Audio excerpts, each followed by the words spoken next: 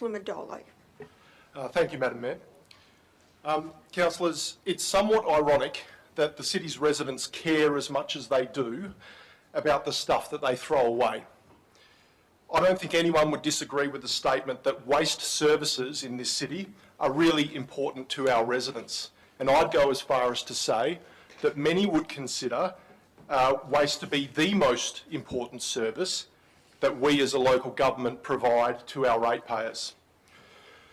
Compared with other local governments, we have a comparatively generous waste regime, and by that I mean we allow our residents to discard more waste than just about any other.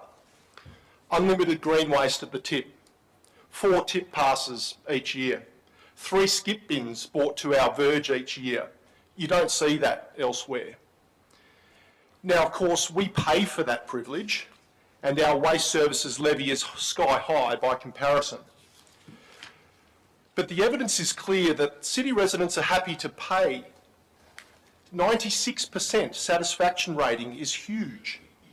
And we all know that if there's ever any mention whatsoever of a change to our tip passes or our skip bin system, our residents become very vocal, very quick.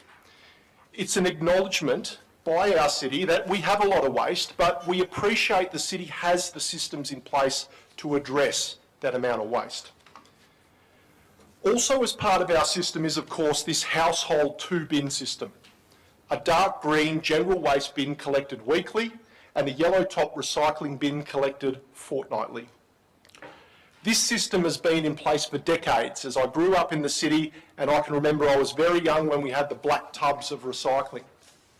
But for the first time in decades, it's all about to change, because some years ago we decided to accept some grant money and change our 2-bin system to a 3-bin system. So how does it work? Well, for the benefit of the public, the yellow top recycling bin remains the same. Our new bin is a lime green lid bin, which is exclusively for organic waste. New bin, a bit confusing, a bit annoying, but I'm sure that we'll learn to live with it. The change, though, that I really take issue with is that our dark green bin is effectively halving in size and will no longer be collected weekly, but fortnightly. Now, I don't know about you, but my general waste bin is full just about every week, or thereabouts full. And I've only got 1 kid. We're a family of 3. Even if my dark green bin now was collected fortnightly instead of weekly, I'd need to find a way to dispose of half of my waste, because despite paying the same sky-high waste levy, the city is no longer going to take that away for me. Now, obviously, the thinking behind FOGO, if there is any, is that some of what I currently put in my dark green bin is going to go into this new lime green bin. Now, I've tried to get precise figures, but the best our city can come up with is that about half of everything I put in my dark green bin is going to go into this new organic waste bin. 50% to me sounds like a lot of veggie scraps. And I question those numbers, but look, let's go with it for now, because even on those optimistic estimates, if my dark green bin was only filled 50% with general waste every week, then my half-size bin is still going to get full every week, and the city now is only going to collect it fortnightly. I ask you, councillors, to reflect on your own bins, because under this maths, if you fill up your bins more than a quarter each week, then you will have the same problem as me, with the city being unable to pick up your general waste as often as you need it to.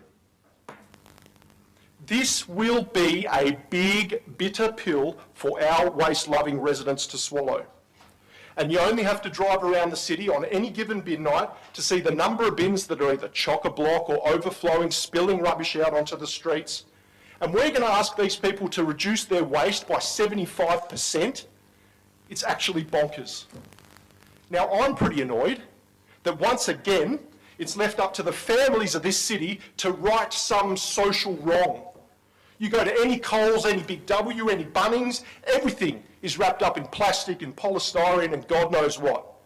But the state government doesn't choose to clamp down on them. No, let's hit the mums and dads out on the street because they don't have enough on their plate and they can carry the burden to recycle more.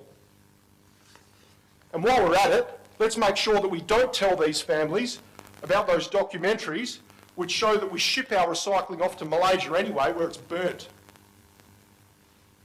I think it's reasonably foreseeable that some families will be forced to act improperly by contaminating their other bins with general waste. Unfortunately, humans are humans, and when you've got an overflow of rubbish in one weeny little bin and two big half-empty bins next to it, in the darkness of night, it might be likely that somebody accidentally turns a blind eye to the colour of the lid on the bin. And if you agree with me and you think that that's foreseeable, well, our staff have confirmed that they're aware entire trucks of FOGO have been put into general waste anyway because people don't do the right thing, which undermines the whole damn process. And if that's not shocking enough, well, guess what? They've got cameras on the back of the trucks which record what comes out of your bin and it's put into the truck.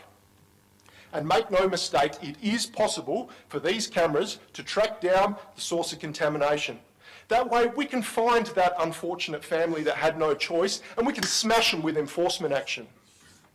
Yet again, the deception of those with an agenda is exposed. To our face, it's all nicely, come on guys, let's all sort our waste together, so we can collectively make a difference as a community.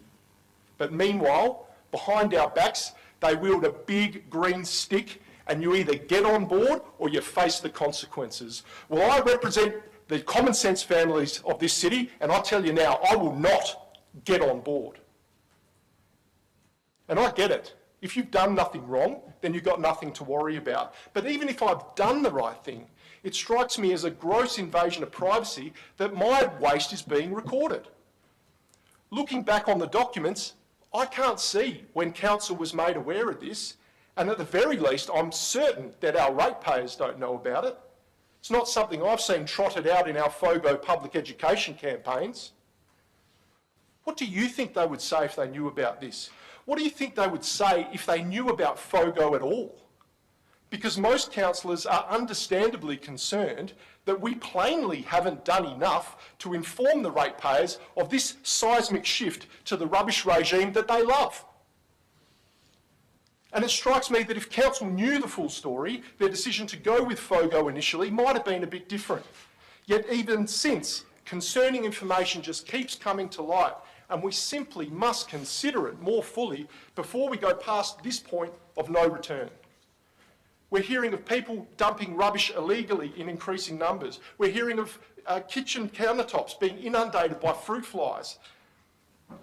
I'm not here to kill FOGO, and I acknowledge that we've signed enough contracts in the past to stupidly commit us to this project, but the grant funding is contingent upon us implementing this by 30 June 2025. There's no rush here. Us councillors clearly have some questions remaining, and I will not support locking this city in when this vote is the point of no return. Let's have a short review. Let's look at some alternatives. Can we hold off on enforcement action? Can we turn the truck cameras off? Can we have our little weenie red bin collected weekly instead of fortnightly? Can people apply for a second weenie red bin without having to pay for the supposed privilege? If they apply for a second weenie bin and they're refused, is that an appealable decision to SAT?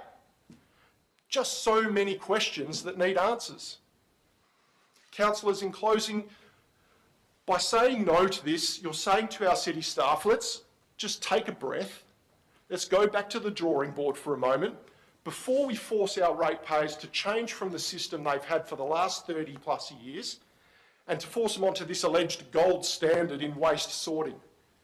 Because our city residents deserve those answers first. I ask you to oppose this motion.